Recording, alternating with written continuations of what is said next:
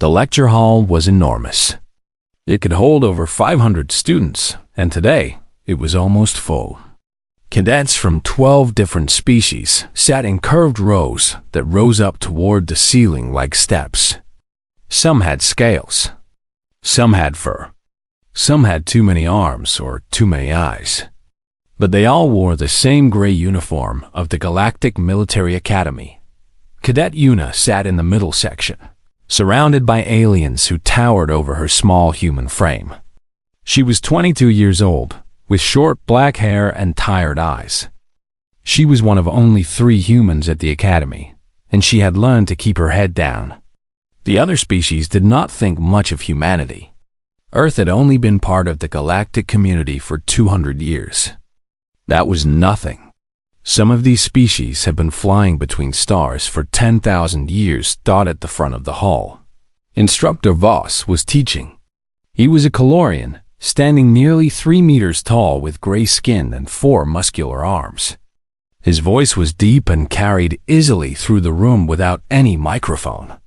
"Today we will study kill rates," Voss said.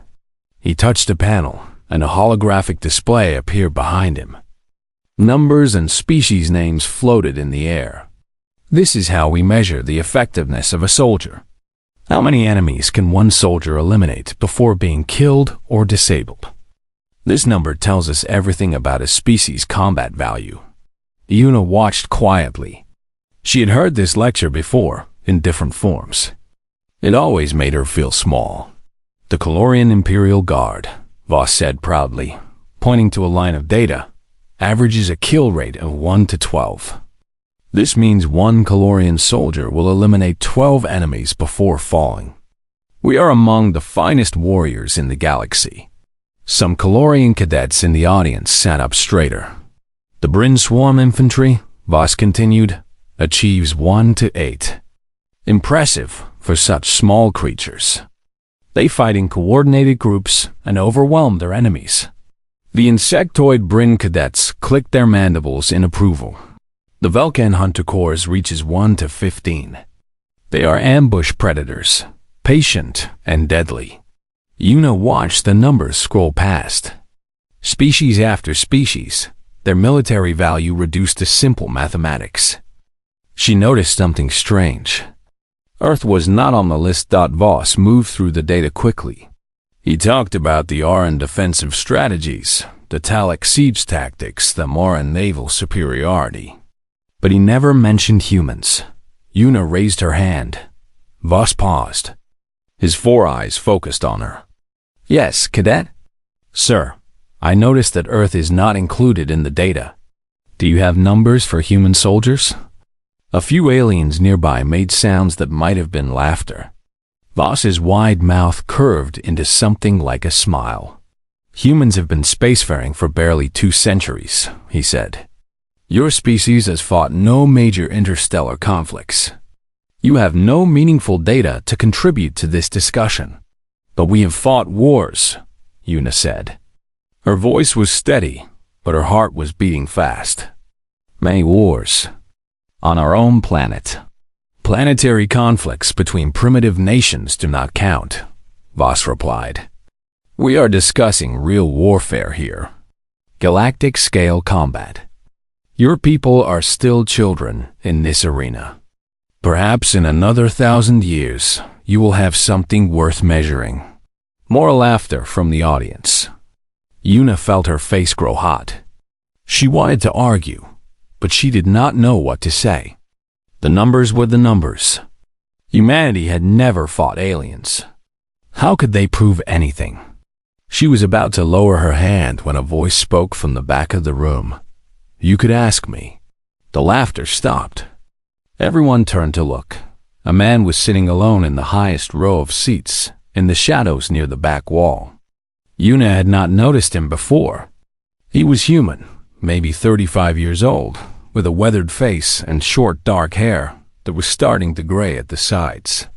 He wore a simple military uniform, not the cadet gray, but the deep blue of an Earth Marine. There were no medals on his chest, just a simple name tag that read, Dohon. He stood up slowly. Una noticed that he walked with a limp, favoring his left leg. He made his way down the steps toward the front of the hall. Every alien in the room watched him. Instructor Voss crossed both sets of arms. "And who are you?" "Sergeant Dohan," the man said. "Earth Marines. I have been assigned to the Academy as a guest instructor for the next 6 months. Cultural exchange program." "I see," Voss said. "And you believe you can provide meaningful data on human combat effectiveness?" Dohan reached the bottom of the steps. He was not tall. He was not muscular. Next to Voss, he looked like a child standing beside a giant. But he did not seem afraid. "I have 20 years of service," Dohan said quietly. "I have been in combat. Real combat. I can answer questions about what humans can do." Voss leaned down, bringing his face closer to the human. "Then tell me, Sergeant, what is the kill rate for one Earth Marine?" Dohan looked up at him. His eyes were calm, but there was something deep inside them. Something old and heavy, like stones at the bottom of a dark river. "That depends," Dohan said. "On what?" "On how badly we want to survive. On who is standing behind us. On whether we have decided to die." Voss made a sound of disgust. "That is not an answer. I asked for numbers. Numbers." Dohan nodded slowly. "You want numbers." He turned and looked out at the hundreds of cadets watching him.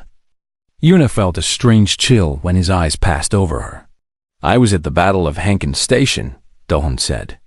"Earth's first real fight against pirates in the Outer Rim. There were 30 of us, Marines. We held a mining station against 400 raiders for 6 days. When rescue came, there were 11 of us left. But not one raider was still alive. The room was silent.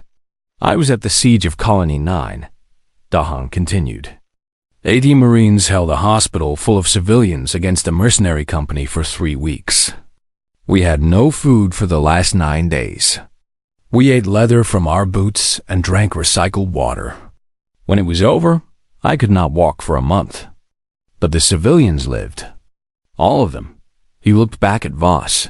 "You want a number? I can give you a number. But you will not believe it. And if I show you what we can do, you will not sleep well tonight." Voss stared at him for a long moment. Then he laughed, but there was no humor in it. "Very well, Sergeant. You think humans are special. Then prove it. Tomorrow, you will enter our combat simulation chamber. You will face the same test we give to our elite commandos. And we will see what one Earth Marine is really worth." Dohan nodded once. "I accept." Una watched him walk back up the steps, still limping, still calm. She did not know what was going to happen tomorrow. But she knew, somehow, that everything was about to change. The combat simulation chamber was the heart of the academy. It was a massive room, 50 meters wide, with walls made of special material that could create any environment. Forests, cities, mountains, deserts, even the vacuum of space. The simulations were so real that cadets sometimes forgot they were not actually dying by morning. The viewing gallery above the chamber was packed. Word had spread through the academy like fire. A human had challenged Instructor Voss. A simple Marine with a limp was going to prove what Earth soldiers could do. Most of the alien cadets came to laugh. Some came because they were curious. A few came because they had seen something in Sergeant Dawn's eyes that made them uneasy. Cadet Una stood near the front of the gallery, pressed against the glass. Next to her was Cadet Taiho, another human. He was 24, tall for a Korean man, with broad shoulders and the confident posture of an athlete. He had been the Academy's best human cadet for 2 years, but he had never seen real combat. None of them had. "Do you think he can do it?" Una asked quietly. Taiho shook his head. "The Calorian combat tests are brutal. I tried one last year. I lasted 8 minutes. How long do you need to last?" "An hour, and you have to complete the mission objective." Extraction of wounded soldiers from a combat zone. Yuna looked down at the empty chamber below. Maybe he has a plan. Maybe, Taiho said. But he did not sound hopeful. A door opened at the side of the gallery. Commandant Rella entered, followed by several officers. Rella was an Oran, one of the oldest species in the galaxy. She was small, barely a meter tall, with thin limbs and large dark eyes. Her skin was pale blue, almost translucent. She looked fragile, like she might break if you touched her. But she had commanded armies. She had seen the rise and fall of empires. She was over 300 years old. Rella took her place at the center of the gallery. She did not speak, but everyone felt her presence.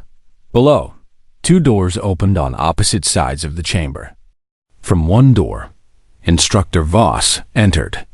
He wore his formal uniform and carried a control tablet in one of his 4 hands. From the other door, Sergeant Dawn walked in. He was dressed in simple combat gear, Earth Standard issue. No armor, no advanced weapons. Just a basic uniform and empty hands. Sergeant Dohan, Voss said, his voice amplified by the chamber's speakers. I will give you the same test we give to Calorian Special Forces candidates.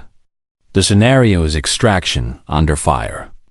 You must locate 3 wounded soldiers, move them to the extraction point, and survive for 1 hour. The enemy will be Bryn warriors, level 7 difficulty. Dawan stood quietly, hands at his sides. Level 7, Taiho whispered. That is insane. I faced level 3.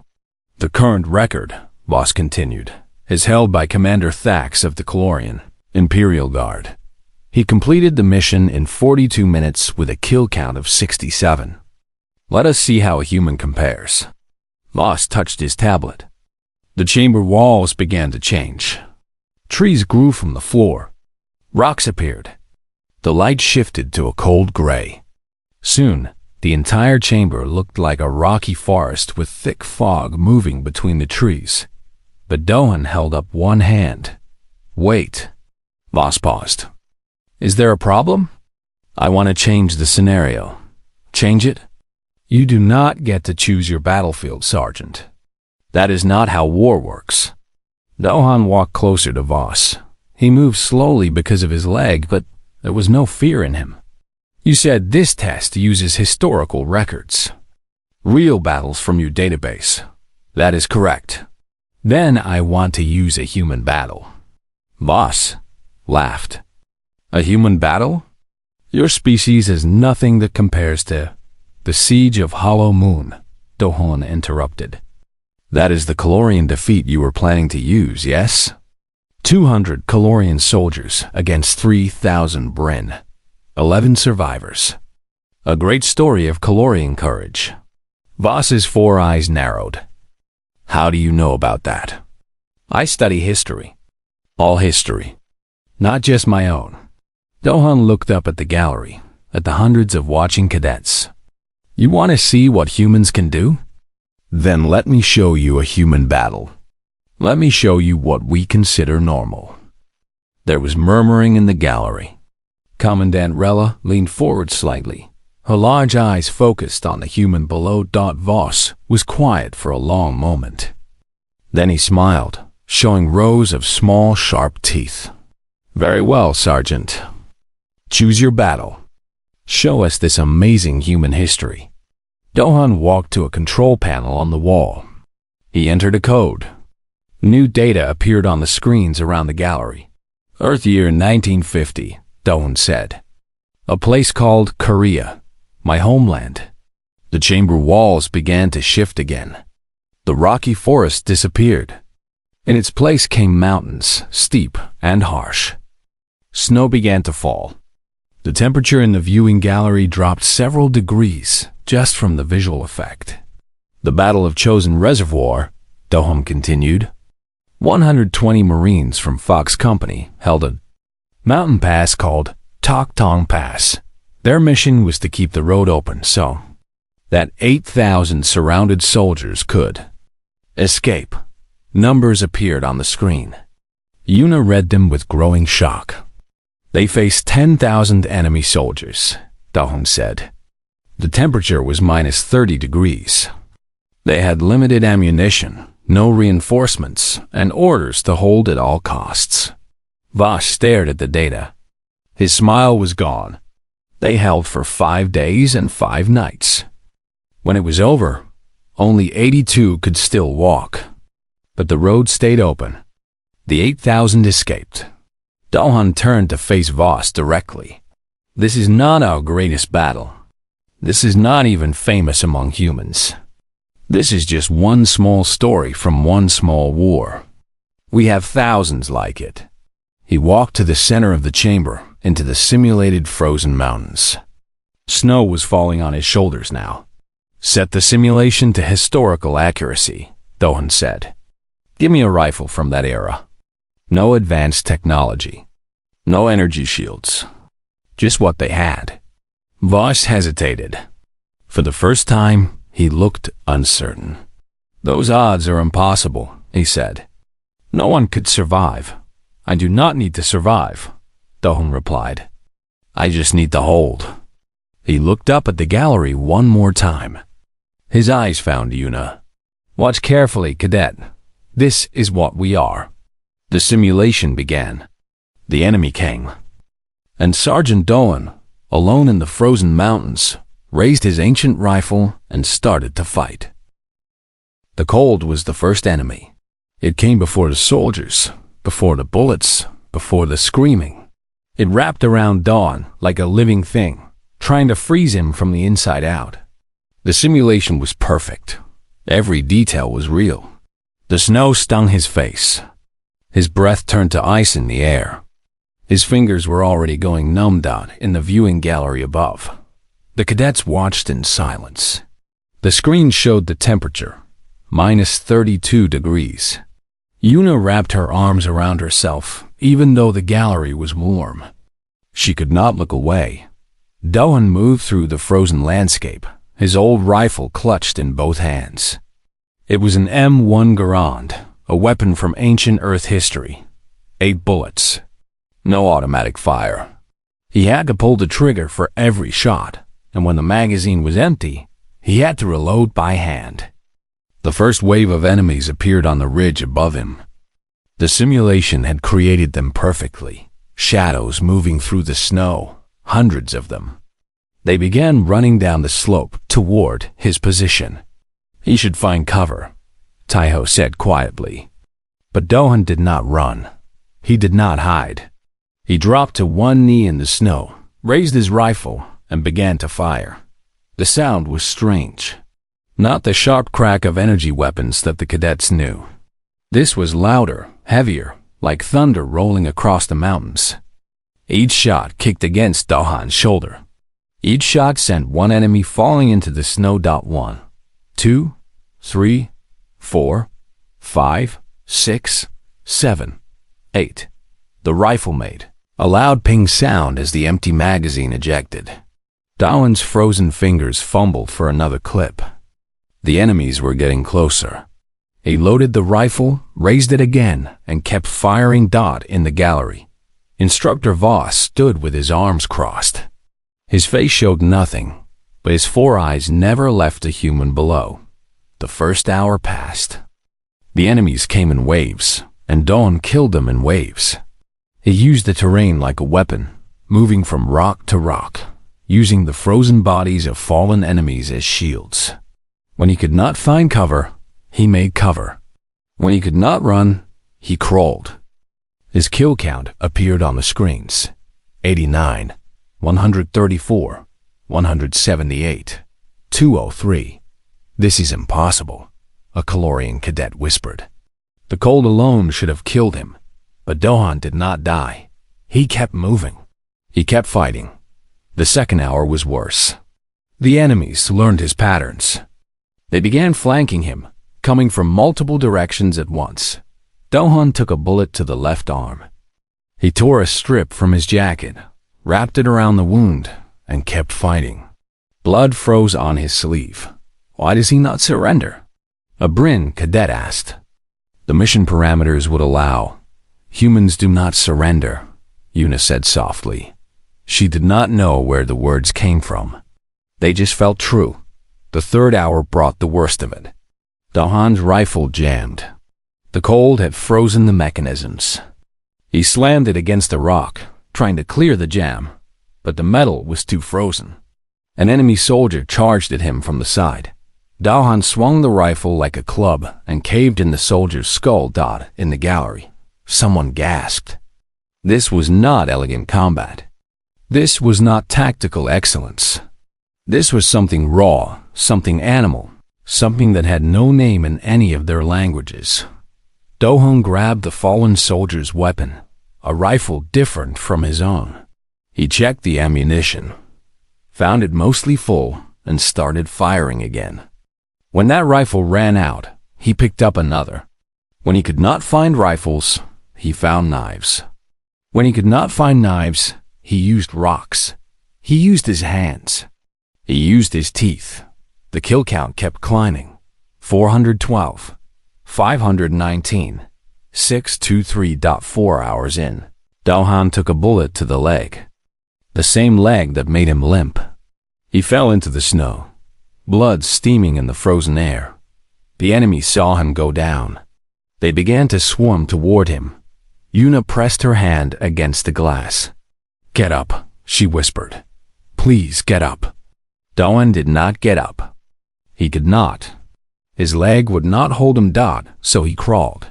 He dragged himself through the snow, leaving a red trail behind him. He found a position between two rocks, a small space just big enough for his body. He propped his rifle against the stone and waited. When the enemies came, he shot them. When they got too close, he stabbed them. When there were too many to fight, he grabbed one and held it in front of him as a shield, letting the others kill their own kind trying to reach him. "What is he?" The Vulcan cadet next to Yuna breathed. "What are these creatures?" Commandant Rella spoke for the first time. Her voice was quiet, but it carried through the entire gallery. "They're human," she said. "Watch carefully. You may never see anything like this again." The fifth hour was the longest. Dahan was wounded in 3 places now. His ammunition was almost gone. The enemies kept coming, endless waves of them, and he kept killing them one by one with anything he could find. At one point, his rifle was empty, and there were no more weapons within reach. An enemy soldier tackled him into the snow. They rolled together, fighting, clawing, biting. Dahan's frozen hands found the soldier's throat and squeezed. He held on until the body stopped moving. Then he took the soldier's knife and kept fighting. 6 hours. The simulation timer counted down the final seconds. Dahan was kneeling in the snow, surrounded by bodies. His face was covered in blood, some his own, some not. His breath came in ragged gasps that turned to ice. His left arm hung useless at his side. But he was still holding a knife, and his eyes were still watching the ridgeline, waiting for more enemies. The timer reached 0. The simulation froze. Numbers appeared on every screen and the gallery. Time survived. 6 hours. 0 minutes. Enemies eliminated 847. Mission status complete. The chamber walls faded back to gray. The snow disappeared. The cold lifted. Dahan remained where he was for a long moment, kneeling in the empty room, still holding the knife. Then he stood up, slowly, painfully.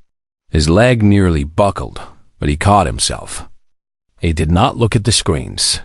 He did not look at the numbers. He just walked toward the exit, limping worse than before, leaving drops of simulated blood on the floor. As he passed Instructor Voss, he stopped.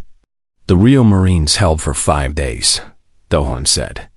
His voice was hoarse but steady. "I only lasted 6 hours. I have shamed their memory." He kept walking. In the gallery, no one moved. No one spoke. Yuna realized that tears were running down her face, and she did not wipe them away. Commandant Rella turned and walked toward the exit. As she passed Instructor Voss, she paused. Tomorrow, she said, you will bring him to the main lecture hall. Every cadet will attend. I want them all to hear what he has to say. Then she was gone, and the gallery slowly began to empty. And Yuna stood at the glass for a long time, staring at the drops of blood on the floor below, thinking about what it meant to be human. The main lecture hall had never been so full. Every seat was taken, and cadets stood in the aisles, along the walls, even in the doorways. Species that normally sat apart from each other were pressed together shoulder to shoulder. No one complained. No one wanted to miss this. Yuna arrived early and found a seat in the third row. Taiho sat beside her. Neither of them had slept well. The images from yesterday played over and over in their minds. The frozen mountains, the endless waves of enemies, and one human refusing to die. Instructor Voss stood at the side of the hall, his forearms crossed, his face carefully blank. He had not spoken to anyone since the simulation ended. Some said he had watched the recording 7 times during the night thought at exactly 900 hours. Commandant Rella entered through the main doors. The hall fell silent. Behind her came Sergeant Dawn. He looked different today. Someone had cleaned his uniform. His wounds had been treated, though he still moved with that familiar limp.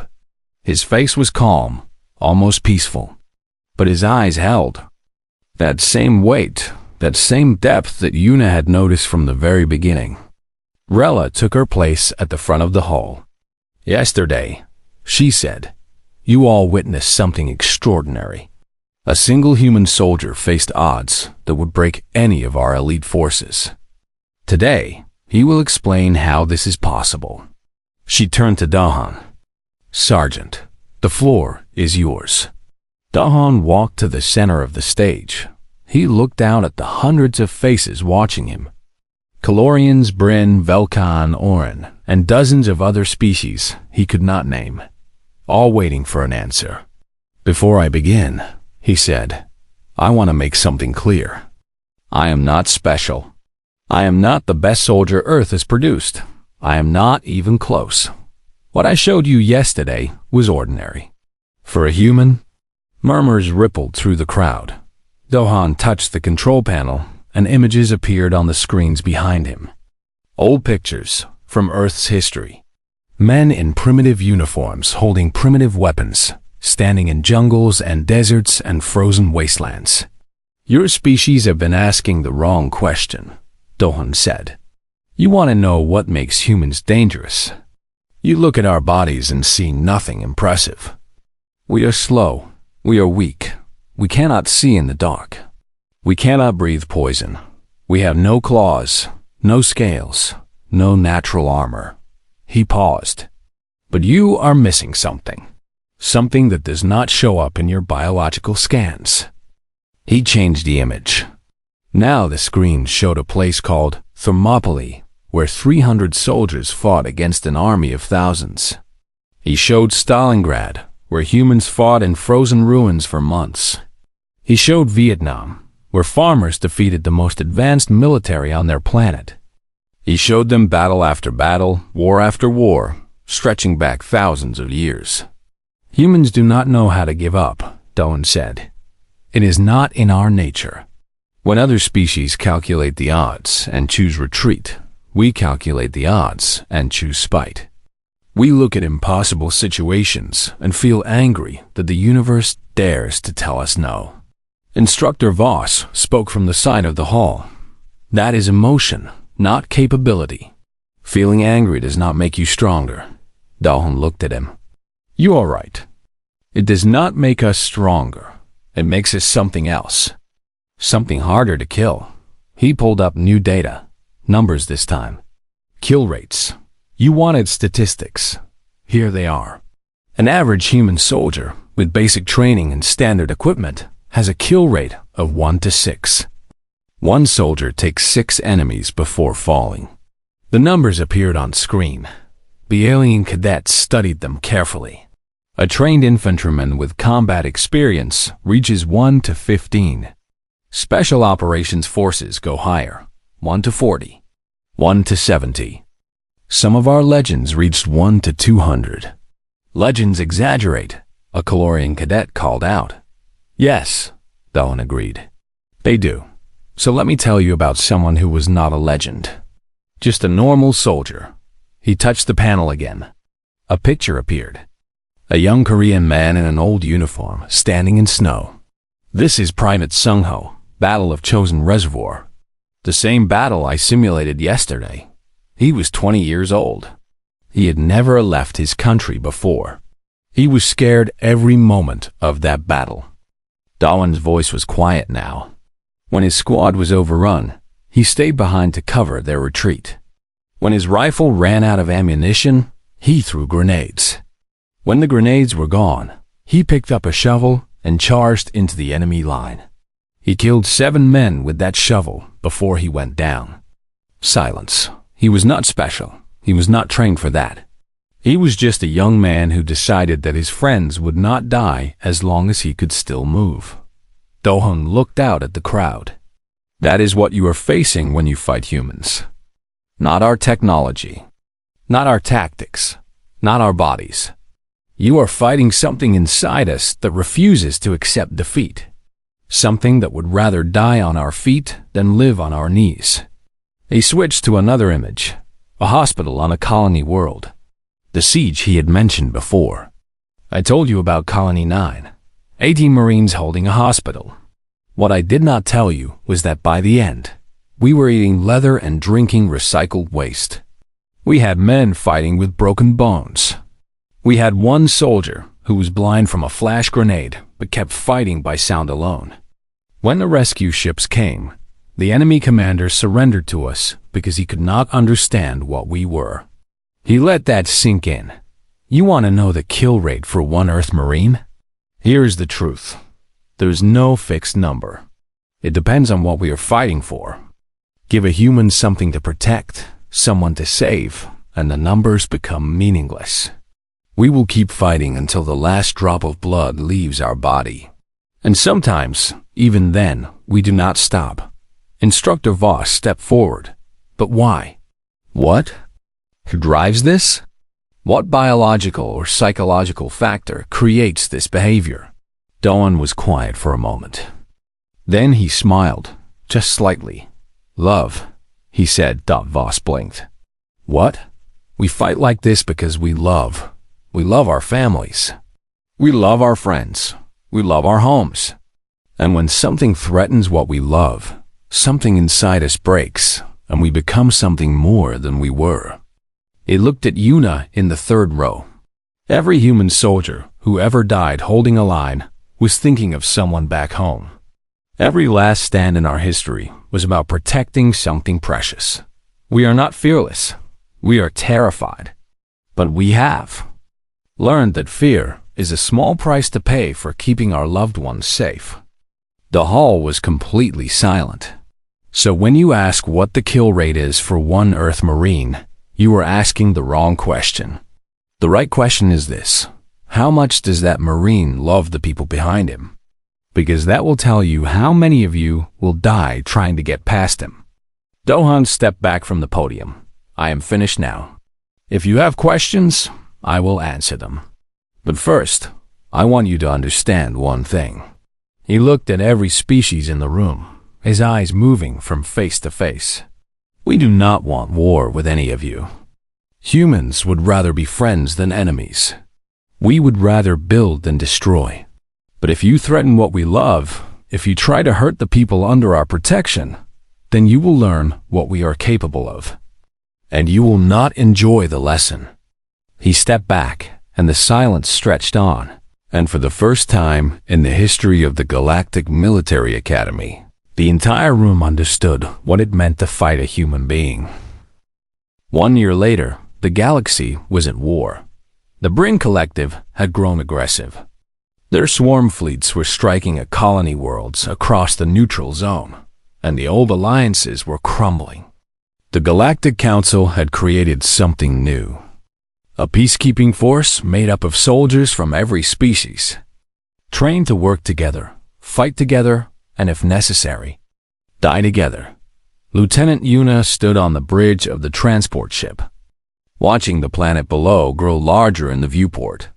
She was 23 now, and she had changed. Her eyes carried some of that same weight she had seen in Sergeant Dohan. She had earned it the hard way. "Lieutenant, we have a problem." She turned to face her communications officer, a young Orin named Riva. His blue skin was pale with fear. "The colony's defensive grid is down. The Brin landed 6 hours ago. They have 50,000 troops on the ground." Yuna looked at the numbers on her screen. 50,000 enemies.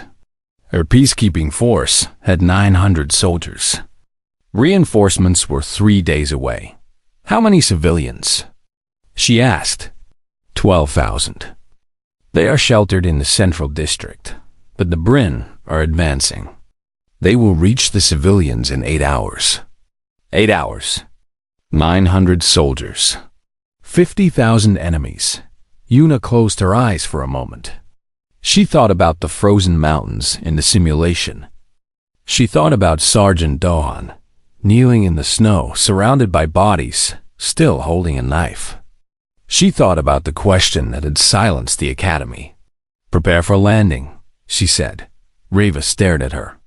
"Lieutenant, the tactical calculation suggests immediate withdrawal." "We cannot." "I know what the calculation suggests." Yuna's voice was calm. "We are not leaving those civilians behind."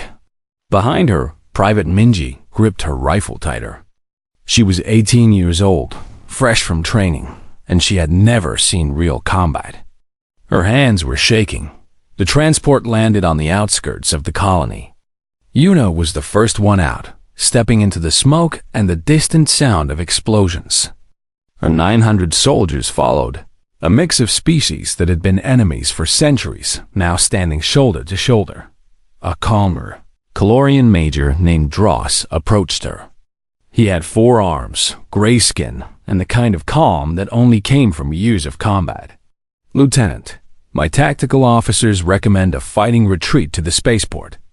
We can evacuate perhaps half the civilians before the Brin reach the center." "Half is not acceptable," Yuna said. "Lieutenant, be reasonable. The numbers. I know the numbers."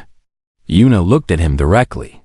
1 year ago, I watched a single human hold a mountain pass against 10,000 enemies for 6 hours. The numbers did not matter to him. They did not matter to me. Dross was quiet for a moment. Then he nodded slowly. "What are your orders?" Yuna pulled up a map on her tablet. She pointed to 3 positions: the Eastern Bridge, the Central Plaza, and the water treatment facility. "We split into 3 groups. Each group holds their position until the civilians are evacuated. No retreat. No surrender. We give those people time to reach the spaceport. That will take at least 12 hours, Dross said. The Brin will overwhelm us long before that. Then we make it expensive for them." Yuna looked at the soldiers gathered around her. Humans, Calorians, Velkan, Oren, Brin, who had defected from the collective. All of them watching her, waiting for her to tell them what to do. "Listen to me," she said, her voice carrying across the group. "They are going to ask about this day. Historians, officers, your children. They are going to ask what happened at this colony. And they are going to want to know what we did when we faced impossible odds." She thought about Dohan's words, the speech that had changed everything. "You trained with humans. You know what we are. You know that we do not calculate odds the way other species do. You know that when something is precious enough, we do not run. We stand. We fight. We hold until there is nothing left to hold with." Minji's hands stopped shaking. "Today, you fight with us. Today, we show the galaxy what this peacekeeping force is made of. Today, no one dies alone." She raised her rifle. "To your positions.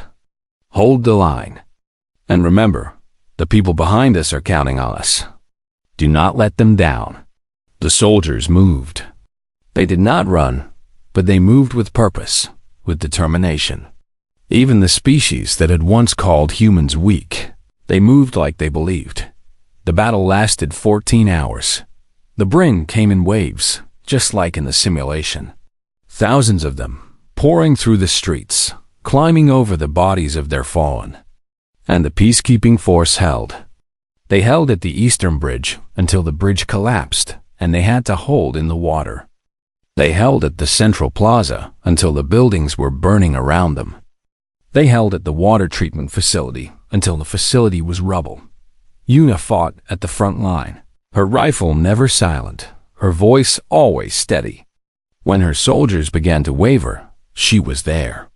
When the Bryn pushed too hard, she pushed back harder.